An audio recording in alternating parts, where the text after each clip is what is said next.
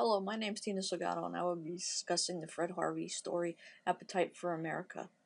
Some of you may have heard of Fred Harvey. He was a Brit that came to America in the 1850s at the age of 17. He, like many others, was avoiding the draft looking for opportunity. Fred arrived in New York to spend the next couple of years gaining perspectives on what it meant to be one of the working class. Fred, like everybody else, struggled in the challenging environment until he was presented with an opportunity that could change his life. He landed a job as a ticketer on the railroad. No one could have ever imagined that this job would be the beginning to establishing the foundation of hospitality as we know it today. According to the book Appetite for America, Fred Harvey has been compared to one of our great innovators, Walt Disney, even before Walt Disney was even known. So you're probably wondering, what did Fred exactly do? To answer this question, I'd like to analyze the events of the book in a manner from a recent article in Harvard Business Review titled Elements of Value. Harvard Business Review indicates that in order to be successful, a business owner must provide a service that meets the needs of the consumer. So let's focus on these needs: functional, emotional, life-changing, and social impact. Functional. Per Arthur David G. Vanderstill in his article Western Immigration During the 1800s, 10% of all Americans resided in the west of the Appalachian Mountains, in states such as Tennessee, Kentucky, West Virginia. Migration was complicated and occurred really slowly. In the 1800s, things were bringing about change, to the transportation system especially. This was primarily driven by coaches, and then boats, and then slowly progressed to railroads. Although railroads assisted in a faster transportation, it was still a far cry from what it is today. Fred Harvey established a successful hospitality business in conditions that made it almost impossible to succeed.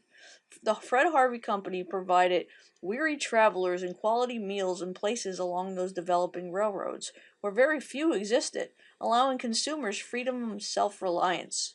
Fred Harvey houses were essentially a prototype of today's restaurants, and they showcased a formal sit-down dining area, and they established dress codes and rules of etiquette. The architect of the buildings always had this large curved counters adjacent to the takeout area where they supplied the sandwiches and coffee, as you see in the picture today. The emotional impact of the Fred Harvey Company was not just in providing them access to hospitality, but rather establishing a network and a template that continued to be the foundation for years to come. Creating a network at that time presented many challenges, such as food spoilages and other environmental transportation factors like heat and fumes. It took long enough to travel to get there, more or less transport food from here to there.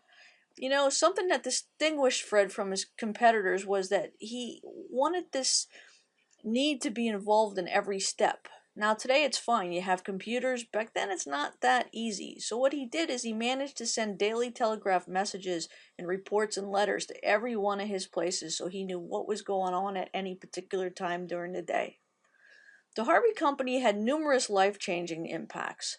Fred Harvey's restaurants were more than just a stop along the railroad. They established an affiliation, a sense of well-being. By 1883, Harvey owned and managed 17 restaurants in the Santa Fe. He made it possible by providing quality meals, reasonable prices. He ensured not only the best quality existed, but no cutting corners, no watering down soups, no slicing meats, no doing any of that stuff. He realized that dining had to be an experience. He paid attention to every detail. He'd randomly inspect restaurants looking at the uniforms of the employees. He'd check for cleanliness. He'd ensure that the food was stored properly. One of the things he really wanted was consistency. The coffee had to taste the same no matter where it was. Now, we all know how difficult that is. You just go any city to city and you can tell the water tastes different. But you know how he accomplished this? He adjusted each and every recipe to ensure that all the coffee was same no matter where his passengers got on and off the train. So, lastly, Fred was a pioneer of social impact. Mr. Harvey wanted his frontline employees to delight the customers, inspire them to stay longer, and be repeat customers. He wanted workers that would stay loyal and avoid turnover. In an era where there were few opportunities for women, social status frowned upon working females, the Harvey House gave women a promise to a different future. According to the article in Ventura County Star, Fred Harvey believed that women were just more than a waitress. They were the key to taming the West. The Harvey girls took an appearance and mirrored his restaurant. They were beautiful, pressed, polite. Upon hiring, Fred laid out the rules. There would be a strict curfew, men were forbidden in the housing, the women wore black and white skirts with bibs. Some of the outfits purposely resembled a nun. The women could not wear any makeup, jewelry, or even chew gum. Although by today's measurements, Fred's policies might be a little discriminating, in that era it was an opportunity for upward mobility and women taking responsibilities for themselves and making their own money.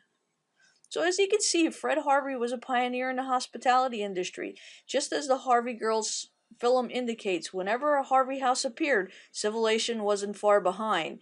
He said, "You girls are the symbols and the promise and the order of things to come."